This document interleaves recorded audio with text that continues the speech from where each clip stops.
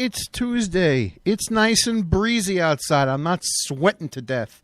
And you are up front with Frank Rothstein on the City World Radio Network. I believe this is this show 95 or 6? I think it's 95. I'm going to have to check into that, but I'm assuming it's 95. And sitting with me for 88 of them is next to me the one and only Jade Zabrick. Yeah, Jade did not start working with me in the beginning. She had other shows. I had a prior tech who was moody, and now things just the hell changed. So, that's how it goes.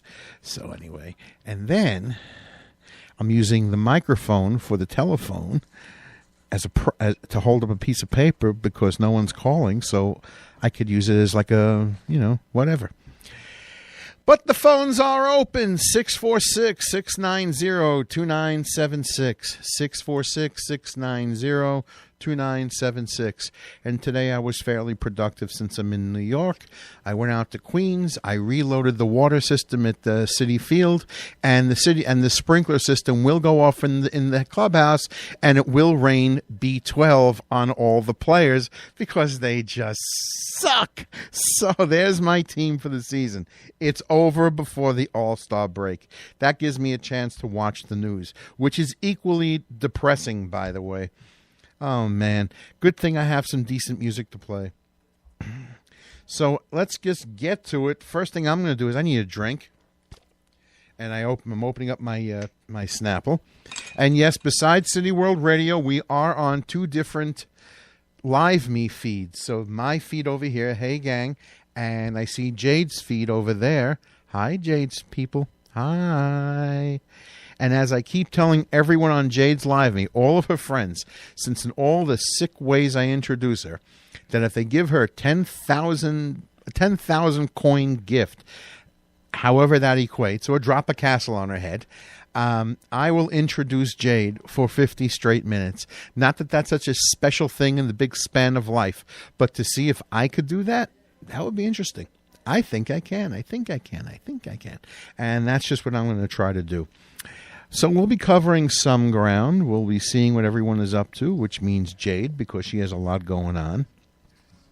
We'll play some music, and then that'll be that. All right, let's get to the big story of the day.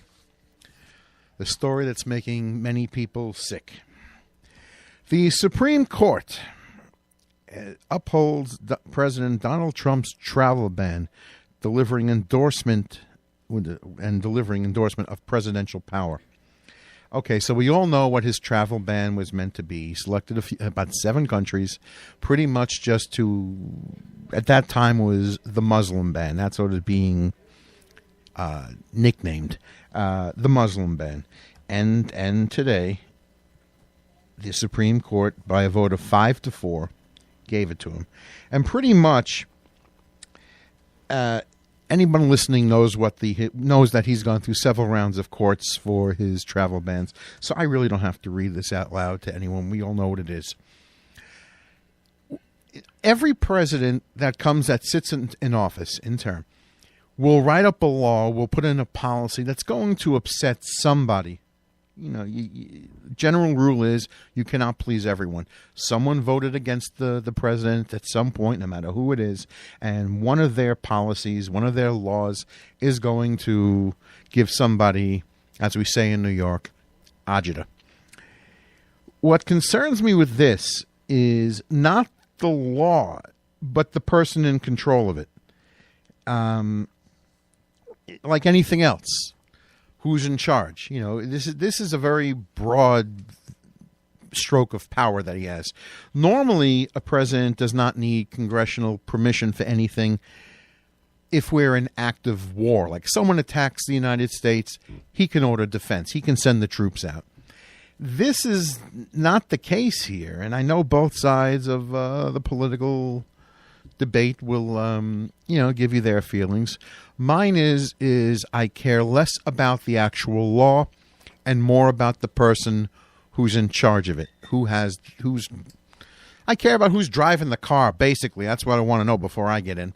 And that's pretty much what's going on with this president. He tends to make everything personal. He really does. As we all know, Puerto Rico was all but wiped out last year with its hurricanes, and pretty much Donald Trump left Puerto Rico pretty much in the dust. A little bit past. Come on in. Say hello. Talk about it with us. Come on in. Tell me what you're thinking. We're holding over Marlene Villafane from Choke About It to give us her opinion on Donald Trump, and she's going to chirp right about now. You're listening to what I'm saying. What do you think? I think I agree with what you're saying. I do have family there. Thank God they're fine. We have a sort of a newborn actually as well, born about maybe 5 months ago, and the baby's fine. But I agree with you totally. I think that this is the time for us to really be even stronger, even more.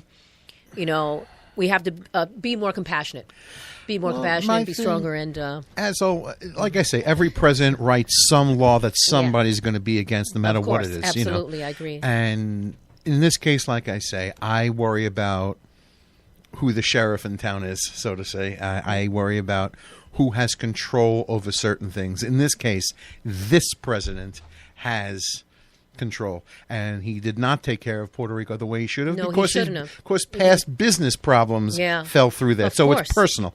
Now every time a country pretty much steps on his foot, I just see you can't come here, and I that's agree with you the 100%. mentality. I agree with you 100%. I mean, it's like we come to the point where that we're finding groups to blame and things like that, and we have to be careful that we're not so gullible into being, finding scapegoats, because it's a way of detracting from what the true problem is. And we have to be very aware of what's going on and be very aware of who we allow to put up there, really. And we're a lot more powerful than we think. Well, I'm sort of wondering, since he signed that useless thing last week with the policy that he thought was a law from before.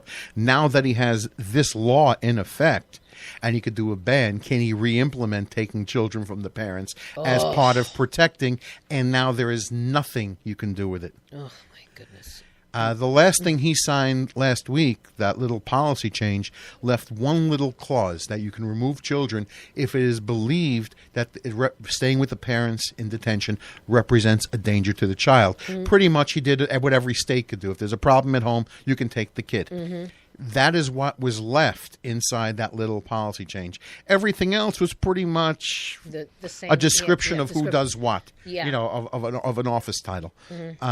So I could see now where this will override that, and he can do what he wants. Well, there's always those, you got to read through everything, read through every line through a fine-tooth comb. Oh, I will. Because there's always like a catch. There's always something there. There's a catch. I do it as entertainment because when I go onto social media, you see people who are just so for the president. They want to kill you. They want to sit there and hate their families and whatever. And they'll put up whatever they have. Whatever nonsense and ridiculousness that goes out. And really. A week and a half ago, someone was doing that to me with, Bill Clinton signed it, Barack Obama. So I found the law and I read what this woman gave me as an exact reference. And I put it up and I said, please, I want to be wrong. Tell me, this is your reference. This is your page, your paragraph, your line. Please show me where what you are saying is in effect, where what law he signed that gives you permission to take children. And that was the end of the conversation. And I sort of do that pretty well. I like to do that to people, So then, of course, the cursing came. The cursing. Well, you cut off avenues of bullshit. You can do that to anybody. Will hate you. So, Jade, what do you think? You have a thought on the subject? That's okay if you don't. It's okay. Yeah. That's okay. That's cool. That's okay. That's all right. A lot of people don't have a thought on the subject. All I know is that I know someone in Los Angeles who I guess she's worried that her borders of Woodland Hills will be invaded. Or someone I know who lives in Las Vegas who's going to worry about being invaded. Well, so, what, they're going to rob your chips? Like borders are going to really erase all of the murders and the rapes and the things like that. It's not going to erase everything because in every group there's going to be good and bad in every group. I really believe in that. You know, my friends in Bensonhurst are very concerned that they're going to be invaded by people from other countries, and it's just it's ridiculous. It doesn't get to the root. It does not get to the root. But what I did notice that people I talked to who came here from other countries, who went through the system, who knows what it costs and how long it takes, and they may be Donald Trump supporters. You know, they own their properties. They want their tax break that the Republicans give. I understand what they really want, but when this law came out, the few I spoke to, every one of them looks sick. Because it can easily apply to some of their relatives. It can easily apply to people who want to come here. Then now, your boy did it to you. Yeah. You wanted him, you got him. Yeah, and then it bits you right back in the, bites you right back where this, you didn't see it coming. You didn't see it coming because we're too into this is what I'm seeing. You should have voted. See outside of that. Don't see just this. You should have voted for somebody who had local politics. So you see what kind of practices they have, like test driving an Audi. So it didn't work. So you got this guy, and now he's going to. And again, that's a very vague thing. We're going to make America. That's a good bumper sticker, and we want to protect our borders, and we want to protect. That's all sounds good. That sounds great, but let's see who's really doing it. Yeah. And yeehaw.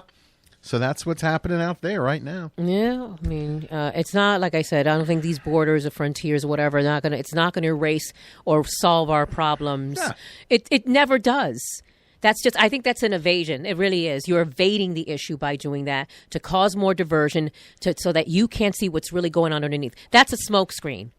My opinion, that wall stuff is just a smokescreen. It really is, because that's a way of just blocking our vision. I know it sounds symbolic, but it is. Blocking our vision from seeing what's really going on underneath. It's a trick. I just think it is. Your vision can only be blocked if that's your mind works. But it is a diversion, and I really believe that. And we have choices. We do. Well, so that's my, There we go. There we go. Thank you for inviting me.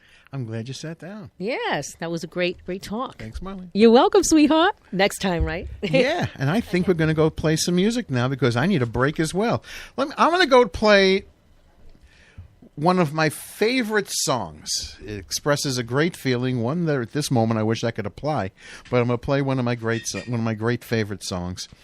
And probably something you never heard of. So I'm going to go all the way back to 1998. And this is Indigo Swing with I'm Glad I'm Not Dead.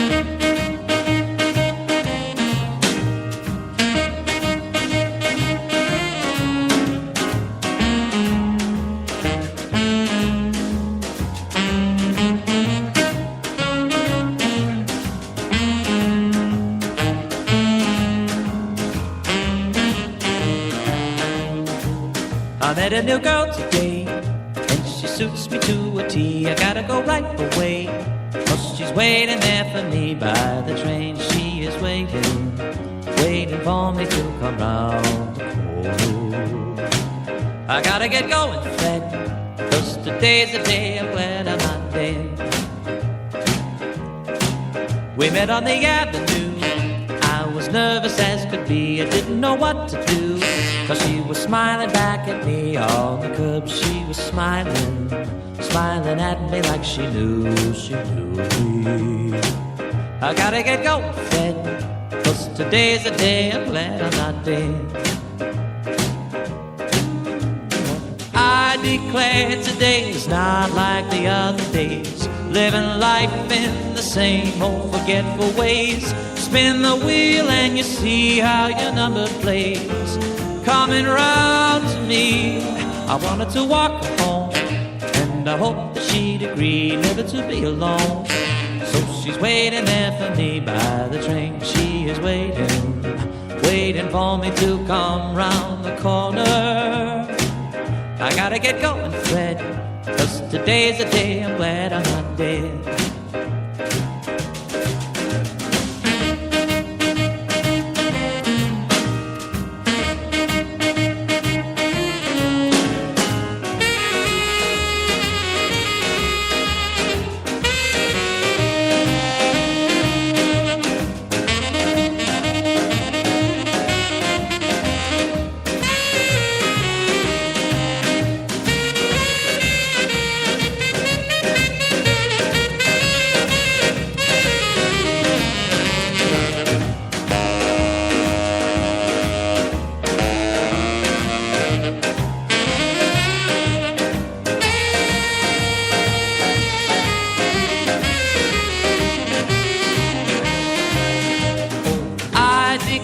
Today's not like the other days, living life in the same old forgetful ways. Spin the wheel and you see how your number plays. Coming around to me, I wanted to walk her home, and I hope that she'd agree never to be alone. So she's waiting there for me by the train. She is waiting, waiting for me to come round the corner. I gotta get going, Fred, 'cause today's the day I'm glad I'm not dead.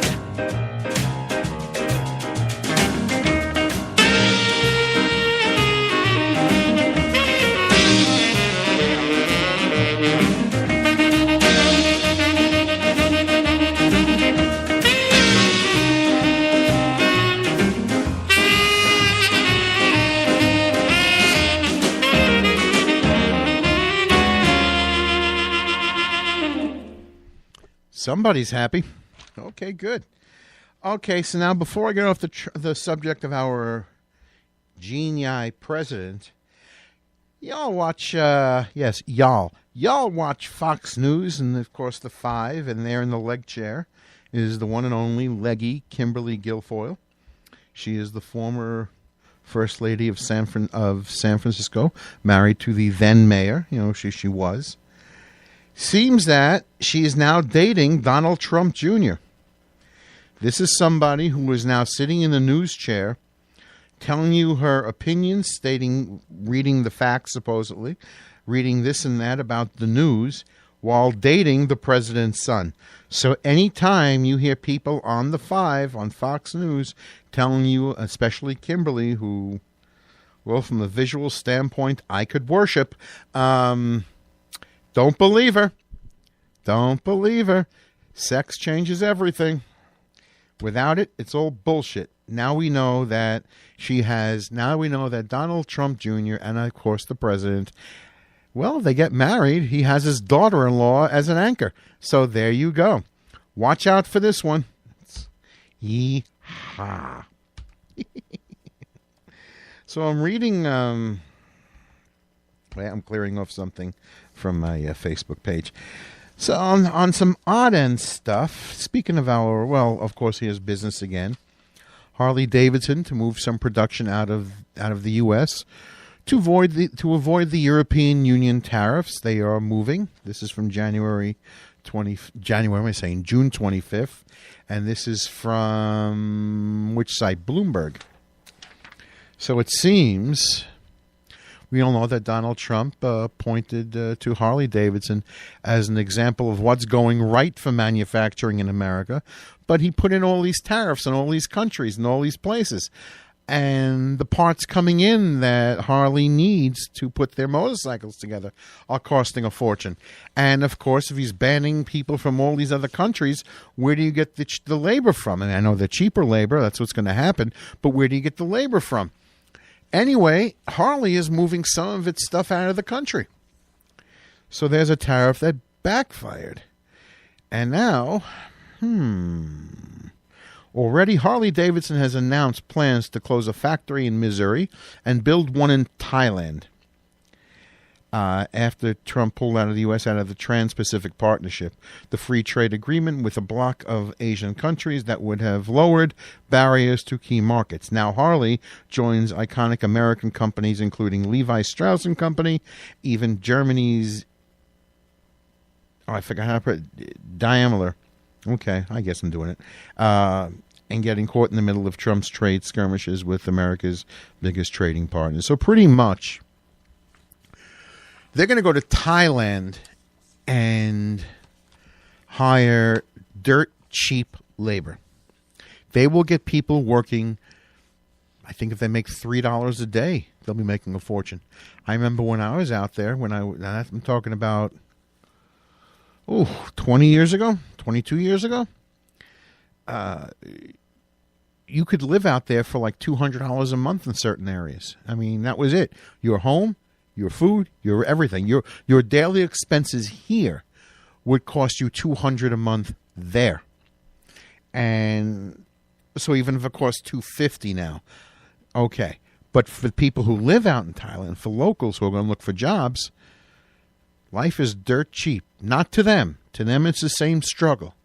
But to us, to Harley Davidson, wow. Anyway, keep watching for that. You may want to switch motorcycle companies. And as we all know, on another subject, we got to get rid of this everyone being offended about one thing, race. Laura Ingalls Wilder. Now, if you know the name Laura Ingalls alone, Laura Ingalls Wilder, you saw her on television, the daughter of Michael Landon's character Charles Ingalls in Little House on the Prairie. This is who this woman is. That's the character who is based on this woman. Okay, she had her Little House books way back when. But she used what is now considered racist themes. And they are taking her name. Wait, let me get to the page of this because I want to read this one right. 1 second. Okay, the article says, Laura Ingalls Wilder's name pulled from Library Award over stereotypical attitudes in her popular books. Now, I want to keep in mind that this is from Fox News, but it was all over the place. You could find this article anywhere. Her name has been removed from major children's book award after concerns were raised about the Little House on the Prairie's author depiction of certain races in early to mid 20th century. So keep this in mind. A woman who was born in the mid 1880s and lived till actually like 1950 whatever.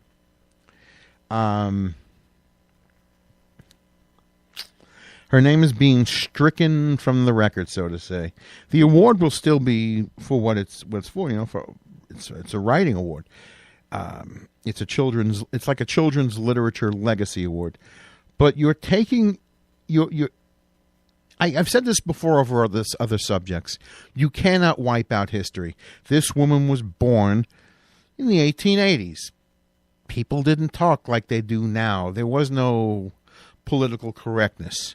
There wasn't a lot of things. If someone was black at the time, they were probably referred to as colored, I guess. You're in the 1880s. Indians, because there was always you're settling in the West. So really, there was the Indians who were fighting for their land and fighting for their lifestyle. And it's just a different time, and people spoke a little differently. Doesn't mean she was a racist, and her books have been on the shelves for well over 100 years. Yes, well over, yes. So I'm trying to get it over here if I could read, because the printer I had in my house, the fonts were way too small. But here they are, and it's just pretty much, she's quoted her mother as saying it's like a mentality of the only good Indians are dead Indians. It's something that you would not say now, but at the time, you might have said it. And I do not believe that you don't penalize the past in that way. People grew up in the 1800s. Everyone carried a gun. There was no NRA. You carried a gun. And if somebody on the trail was coming to kill you, shot. And that's just the way it is. And not that everything that happened then was right. Not at all. You've heard me talk. I keep mentioning Jack Johnson, the former heavyweight champion. But you cannot wipe out history, and certainly I doubt Laura Ingalls Wilder had an evil plan when she was mentioning these things in her books.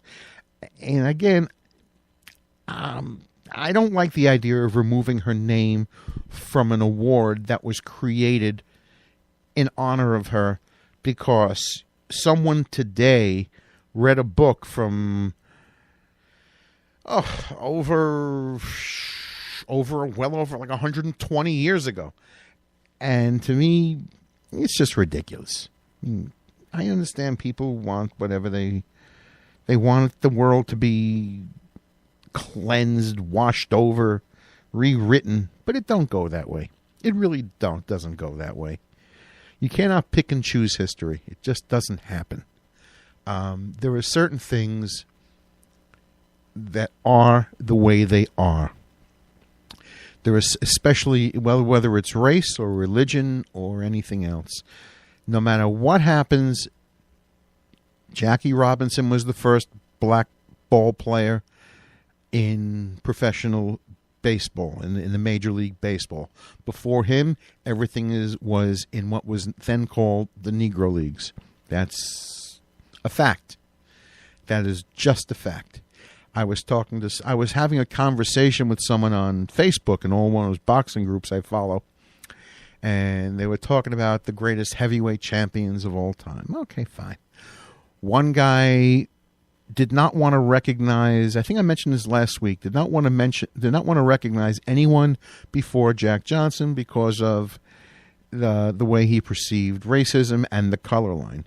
But it is a fact that the first heavyweight champion under the Marquess of Queensberry rules is John L. Sullivan. He won in 75 rounds over Jake Kilrain. You cannot change that. It is the way it is.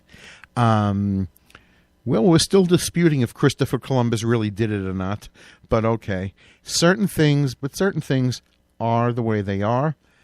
The Civil War is what it was. And, well, like I say, events in history, they just happened. So I am not for removing Laura's name from an award created in her honor. I really don't like that idea. It is 9:28. You hear us going on tonight. I'm glad Marlene stopped in, held over from the last show for a few minutes. You've heard me talk a zillion times. Everyone should be heard. You're hearing us. I see people on Live Me putting up little hellos and how are yous. Everyone out in Live Me should be heard. And if you feel like being heard on this station, why don't you write in to cityworldradio@gmail.com. cityworldradio@gmail.com. If you have a desire to try, you don't have to be live. You can record something, mail it in. Someone will get back to you in an email. They'll tell you exactly what's what. You mail in your show. It can be aired that way. And this station goes around the world. Right now, the number 2 listening base comes, I hear, from Italy. So hello to all my Italian insomniacs. That's just, part of the way I think of all this odd and stuff. I don't know. Jade, should we play another song? Take a time out, play a song from all the seriousness? Okay. Now, as we all know, a lot of sick people in music through history. They really are. I mean, we all know Rick James is a sick bastard. I still say R. Kelly graduated from the Rick James School of Demented. But one of the better ones was Ike Turner. And when he wasn't a wife-beating drug addict, he really was a brilliant musician. And he really did have brilliant musicians with him. And every now and then he recorded the backup girls, the backup singers, the Ikeettes, on their own. So he wrote a song. And in 1962, with the lead vocals of Dolores Johnson, backed up by Joshy Armstead, Eloise Hester, and even Tina Turner, he wrote a song for them. So this is the Ikeettes from 1962, I'm Blue. Blue,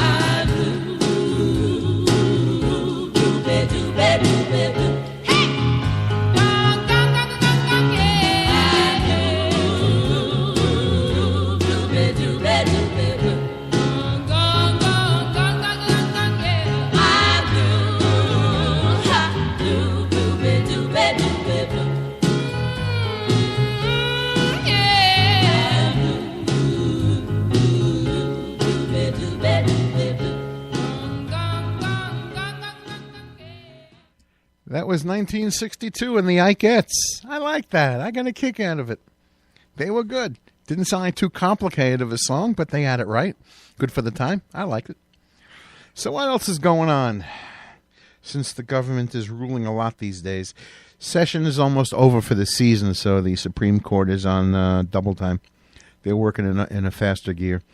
From June 22nd, and I got this from the New York Times, Washington, in a major statement on privacy in the digital age, the Supreme Court ruled that the government generally needs a warrant to collect vast amounts of location data about the customers of cell phone companies.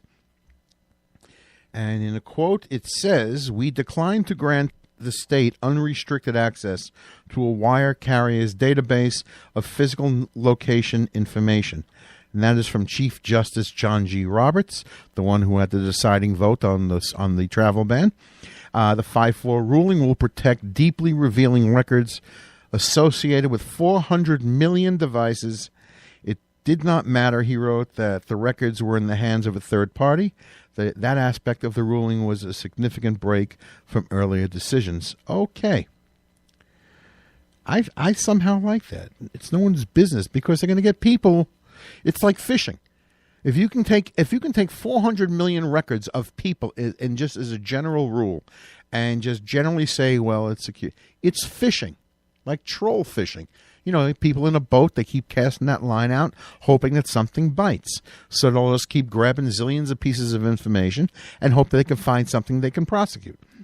I don't care who it is, whether it's people coming into the country. They'll find people who already live in the country. They'll find something that they weren't looking for and say, oh, well. That's an overly broad request, and I feel that the Supreme Court was correct in saying that. Of course, there are exceptions for emergencies like bomb threats, child abductions. We got it, we got it. But I do like the idea that as a general rule, the people still have the right to some privacy. And what does it say here? In a second dissent, Justice Samuel A. Alito Jr. wrote that the decision guarantees a blizzard of litigation while threatening many legitimate and valuable investigative practices which law enforcement has rightly come to rely on. Okay, well, and they use, what was it? The case Carpenter versus the United States arose from armed robberies of Radio Shacks and other stores in Detroit. I'm just jumping around the story, sorry. And starting in 2010. So pretty much, let's just get back to the general case, because I should have been reading this through, that I believe this is a correct decision of not giving the government overly broad, vast abilities to just gather. I bought a book this week, another subject. I bought a book on Muhammad Ali. There's a new book out that's called Muhammad Ali by the Numbers, and it's a new book by CompuBox, and CompuBox president Bob Cannabio, excuse me, Canobbio, Cannabio. And CompuBox, for those who do not know, is the company that registers the amount of punches thrown, landed, the different categories, and you see them on all the major fight broadcasts. And you've heard the announcers say, CompuBox numbers, da-da-da-da-da. So they put out a book on Muhammad Ali, and I got it the other day. It comes in paperback, but it's not like a small paperback. It is the size of a book. It's just not in the hardcover, which that's okay too. And if you're old enough to remember Muhammad Ali's fights, one of his most famous fights and his greatest nights was when he defeated George Foreman in 1974 to regain his heavyweight title, when everyone thought that George Foreman, who was in fact a brutal fighter, you got hit by George Foreman, you were in deep trouble. Muhammad Ali figured out what to do with him in the ring. But anyway, he knocks him out in the ninth round, I believe. And CompuBox numbers had where everyone thought Muhammad Ali was losing, was just waiting, and he said that whatever. He was actually winning the fight on the judges' scorecards. And that was one of they have the scorecards listed, and yes, he was 60 on the rounds by the round count. He had 68-66, 69-66, and 70-67. So he was winning by 2 and 3 points on every scorecard. He was actually comfortably ahead when he knocked George Foreman out. I like that stat. But I will be reading the book this week to get some really good numbers. And it's not the usual. I sort of like that. Live me people, how are you all doing out there? What? No one's waving back? Someone send a support ticket, a wand, a thumbs up, something. Let us know you're alive. I'm talking to people basically when you for the radio audience, for the City World Radio audience. When you're using apps like this, you're basically on television. You've put yourself on television. So around the world, people can see me on the Live Me app, and I'm doing my radio show here while leaning on my right arm on a table, and this is what they're seeing, and wow, I'm big, I gotta lose weight. Wow. But if I'm too big for your phone, either back up or get a bigger phone. So that's the story with that. Oh, look at that. It's 9:40. It is getting, wow, this night's flying around here. Okay, let's see what else we got. I found a story on NBC News site called How Much Risk is Good for Kids? Parents make a case for more adventurous childhoods. This is the new trend going on. Does anyone know what a helicopter parent is? Jay, do you know what a helicopter parents, you've seen them. You've seen them with your friends as a kid. These are the parents that no matter where the kid goes, the moms and the dads are within like 1.5 feet of them. And the kids can't move around without the parents standing over them. And they can't play. Everything is so structured. They're worried the kid will get a scrape, a nick, a splinter. And that's, over the last 20 years, that's sort of backfiring a little bit because a lot of the kids coming out now into adulthood, they're not too good at stuff. They don't handle failure well. They don't handle getting scratched up all that well. I know I've mentioned it. There are schools out going towards the west, like towards the Midwest in California, that teach classes on how to fail. That's how bad it is. So this, and it says here, this is what a backlash to overprotective parenting is answered with hammers and saws on an adventure playground. One element is a free range parenting. Listen to this crap. Okay, this will be another thing now. Let me start with Jason Akel. Paced outside outside a junkyard on Governor's Island in the New York Harbor, where his son and daughter were among dozens of children gleefully dashing around with saws, hammers, and nails. Hey, Ty, don't destroy the structure. Akel called over the fence to his son, Tyler, who sawed through a rickety wooden frame. I'm not, Tyler responded, his eyes fixed on a plank. Okay, so the kid was allowed to play.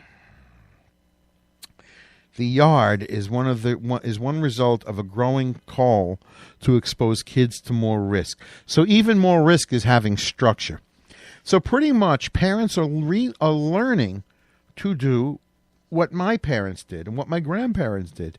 You let the kids go out and play. But this is structure. So I don't know if a little kid needs to... well, he's 12. If he's taught properly, he can handle a saw. A saw certainly can handle a hammer, and good luck with the nails. Everybody should bang their thumb once in a while. But basically, kids got to be kids. It's perfectly acceptable if a kid comes home scraped up, a little bloody, a bruise, a little, bang my knee, something like. I don't say the kid should go out and take on an oncoming truck. And I don't want any children to break any bones, but it's okay to let them play a little bit. Let them go out there and hang with their friends. Stay back 20 feet. Keep an eye if you have to. But let them play. Let them learn the games. And if they fail, if they lose a game, so what? So the hell what? It's okay. What was it? 10 years ago, every kid was getting a trophy. Even if you came in last, you were getting a trophy because nobody can feel bad. Wow. That's pretty bad in itself. I think everyone should get to feel bad as a kid once in a while. That way you'll learn how to, work towards feeling good when you get better and you win. It's okay to fall down like that. It's no big deal. Like I never fell off my bike before, and I wasn't wearing body armor like they wear today. Kids with their big foam helmets and elbow pads and wrist pads. I took a flop. That was it. I took a flop one day on my bicycle. I was riding home, and I was riding on the sidewalk. I went right over the handlebars. And good thing I didn't really hurt myself. I just rolled like a big shoulder roll.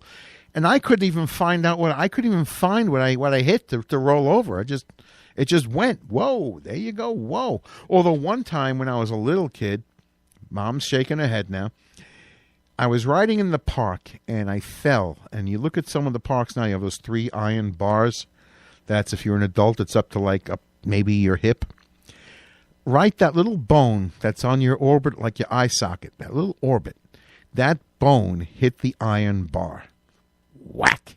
And that was could have been a lot worse, but I didn't die. I became a better bike rider for it. So yes, I'm glad that the practice of helicopter parenting is sort of coming to an end, or at least pulling back a little bit. But somehow I see this new... I think parents are going to take a while. Free-range parenting. Oh, Lord. Somebody give these kids a drink. Not the parents, the kids. They need it. They really do. What song is that? Who is that? Huh? Oh, wow. Okay, we'll play it. I've been trying to play this for 3 weeks. I haven't played it. We're going to play a song. Why? Because I'm getting a leg cramp and I want to stand up. So from 1965, I found Frankie Valli and the Four Seasons. Let's hang on. No good in our goodbye. True love takes a lot of trying. Oh, I'm crying.